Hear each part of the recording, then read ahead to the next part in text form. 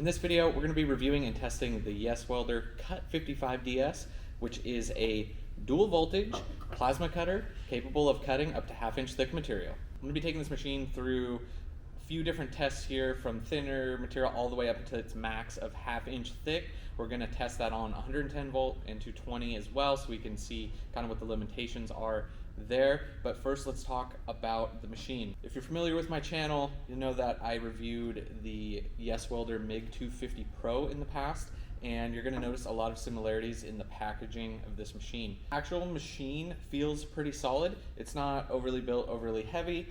It's pretty light, and it doesn't feel like it's going to fall apart or anything. On the front, you just twist in the ground clamp.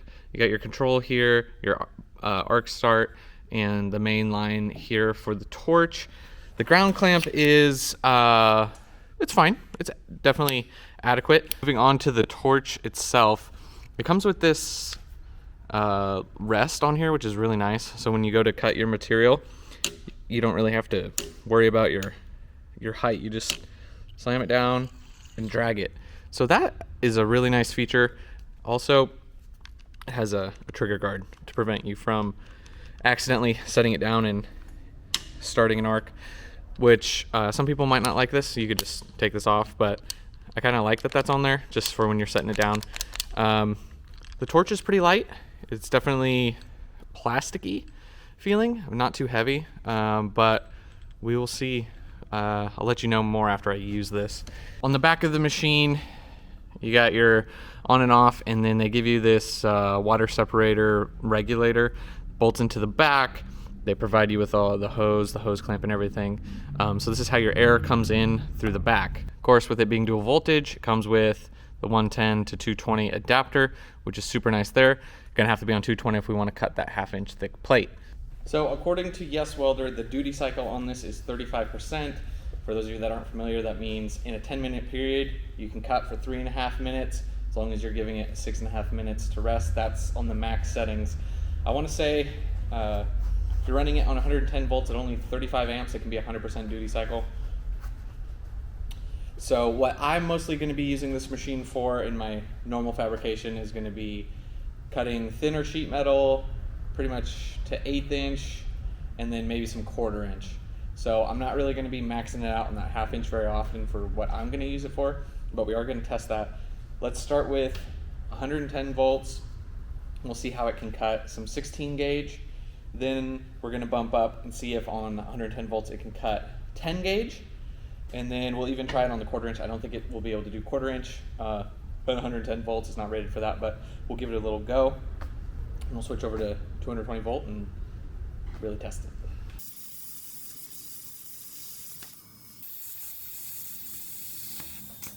All right, so here is the 16 gauge cut, and you know, this is stainless, so it kind of slags different when you plasma stainless, but this is the scrap I had available. And on 110 volt, it handled the 16 gauge fine, and actually it handled the 10 gauge fine as well. 10 gauge is just a little thicker than 1/8, and then I tested it on the 1/4 inch diamond plate. It didn't really, it almost wanted to cut a couple times, but it just doesn't quite have enough juice at 110 volts. So we'll plug this thing into 220 and we'll cut right through this.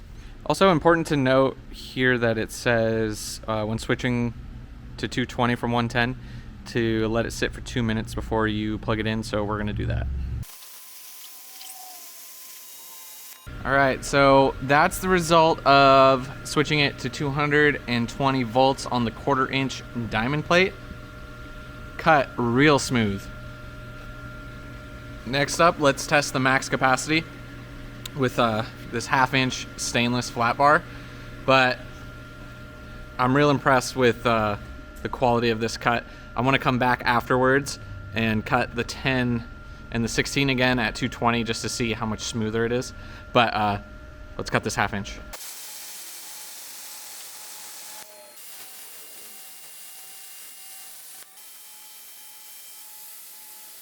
All right, guys, so I played with the Cut-55DS a little bit more off camera as well, and when it's on 220, this thing is buttery smooth. This compares to the Hyperthem that I normally use at work, and it's just as good, if not better. The cut quality and the cut speed and everything about it. There is a little bit more dialing in that you need to do as far as adjusting the air. So I found that on the thinner stuff, thin all the way up to maybe that 10 gauge or 1/8 inch, you're gonna want it around 30 to 35 PSI on the regulator there. And then once you're at like 1/4 inch and up, pretty much turn that thing all the way up, and it cut really great. Retail price on this is $459.99, and I think as of the recording of this video, it actually is on sale on Amazon for a little bit cheaper. So I'll have links in the description for both the Yeswelder link and Amazon link, anywhere you want to take a look at this. But I would really recommend this for any hobbyist or pro hobbyist that's looking for a plasma cutter that doesn't want to break the bank. Now, if you're only ever going to run it on 110 volt, I probably wouldn't recommend it. But if you need to run it on 110 and you're going to get 220 in your garage or whatever later, then definitely jump on it, because at 220 volts, this thing is really smooth. At 110, it's okay, but I've never used a plasma cutter that cut amazing on 110 volts. So that's sort of standard, to be honest with you guys. And I can't believe that Yeswelder keeps impressing me like this. I just, for some reason, with the price point and everything, I just keep thinking that it's gonna let me down, and it just doesn't. So far, they're great machines. Like I said in the last video, this isn't a long-term durability test. I can't speak for that. I have been using the MiG 250 Pro for months now, and it's been working. So I know that machine holds up. And once again, I cannot speak for the customer service of the Yeswelder. I haven't had to deal with it yet. So just keep that in mind, that initial impressions, I really like this machine. And like I said, my background, I'm a professional welder fabricator for the last 8.5 years. And you know, you're not gonna do like production cutting with this and cut for hours and hours a day, but I mean, for the price point, it's a great machine. You can't go wrong with it. That's gonna do it for this one, guys. Thank you so much for watching, and as always, I'll catch you guys in the next one.